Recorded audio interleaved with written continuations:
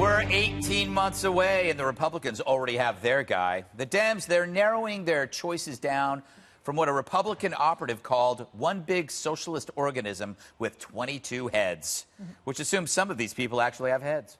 The Democratic Party response: every time we try to help the underdog, you call it socialism, when actually socialism is all about creating underdogs. The Dems have all the ends and none of the means, promising lots of toys from Santa without ever trying to build a workshop. Which is why at the end of every false promise, it's always soak the rich until there are no rich people left, except their rich friends, of course. And it never works, because even in a free market, you can't bankroll a left-wing money pit. Venezuela was rich once upon a time. But will this next election be another clash between the R's and the D's, or not? Panic hasn't hit the Dems yet because they haven't learned a damn thing from 2016. The lessons are clear. The healthiest, widest swath of America hates politicians and the media who selects them. It's a healthy perspective, for it opens the door to candidates who don't fit into boxes or change their accent or fake phony cadences. The Dems, when you think about it, could use one of these. I have to tell you, that runway is like an ice skating rink.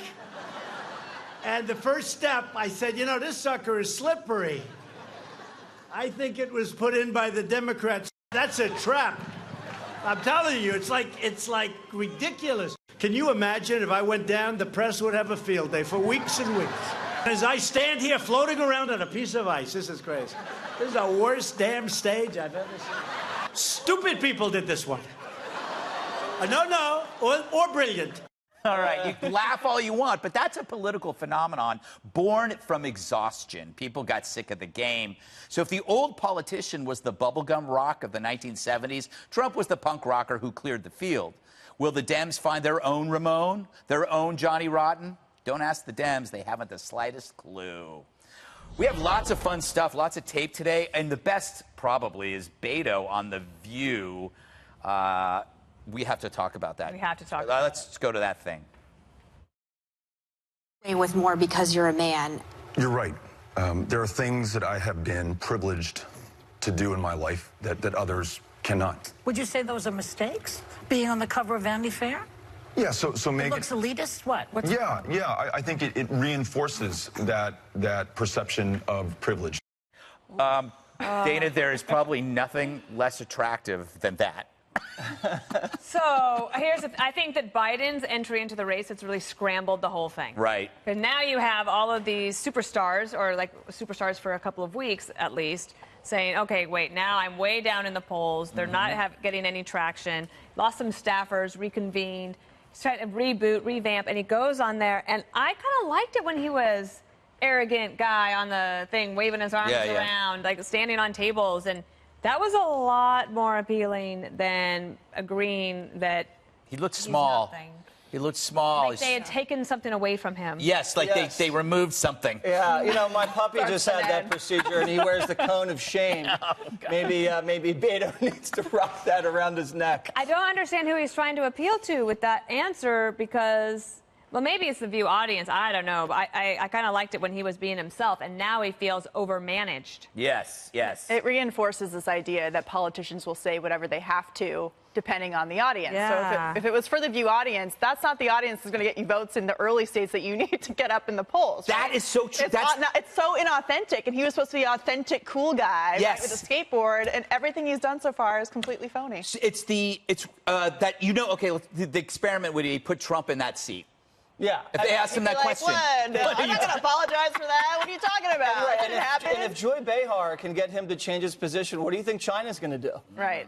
Exactly. China's going to say, take that back, Beto, and he'll say, okay. You mean Black China or China Phillips?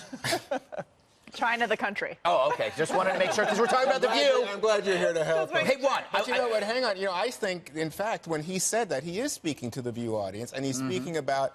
There was criticism, as I recall, from Kamala Harris and others that said, oh, look, this guy shows up and he gets on the cover was it Vanity Fair? Yes. With his And he poor gets on the dog. cover because all of a sudden he's the flavor of the day. He's so handsome. He looks like Kennedy. And all that kind drives of like stuff. Kennedy. Yeah, but but then what's really held him down? You notice his numbers have not gone up. Nope. And I think part of it is people started to see him as the rich kid, the kid who had a car accident and left the scene and all the rest. Like a Kennedy. And the kid who has not only lots of money, but his wife is a zillionaire apparently. Yes. And so I think this has changed the perception. So I think he is speaking to American women when he says, yeah, I understand that being a man comes with certain benefits, especially in the world of politics. You don't hear people complaining about his voice. But he had also recently done something pretty incredible, right? He had raised tens of millions of dollars, not necessarily all from Texas, gave Ted Cruz a run for his money. I mean, obviously, Ted Cruz beat him handily, but he actually had done something. So one of the reasons he gets on Vanity Fair cover is because he's willing to do it. And if you want to have good press like that, you want to be at the cover of Vanity Fair, well, let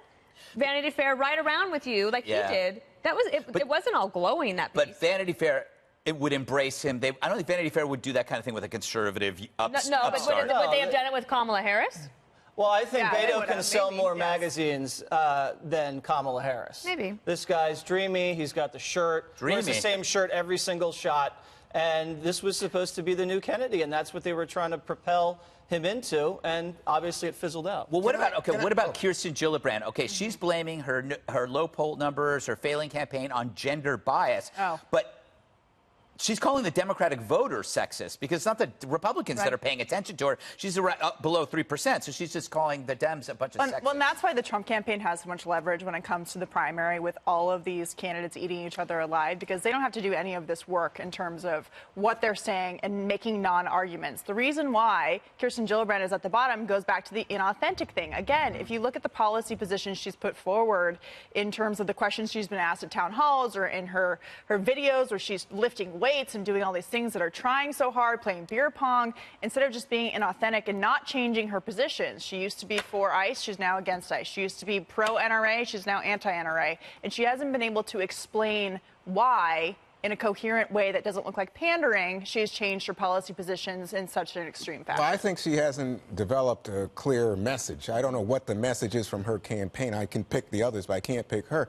I will say that, to get back to the top of this segment, when we're talking about socialism, I just find it so striking that they say, oh, yeah, the Democrats are all socialists. I'm thinking, really? Who? Are you saying Kamala Harris is a socialist? Well, she did say she wanted to destroy private health insurance. No, hang on. That's not a socialist to say we need to talk about how to deliver quality health care to more Americans. Illegal immigrants. Buttigieg is not a socialist. Joe Biden Some of their is not a positions socialist. are socialistic. It seems to me this like is the an Green New Deal. opportunity it's an effort by people in the Trump campaign to get away from talking about real ideas for real solutions, and it's to get away from Trump's failed promises on the wall, on health care, on infrastructure. Dana's rolling her eyes. Go for it. They have, I was breathing deeply. What is the deal of politics? You try to define your opponent early. Right. The Democrats have tried to define President Trump from the very beginning for all of the things, like you could list them.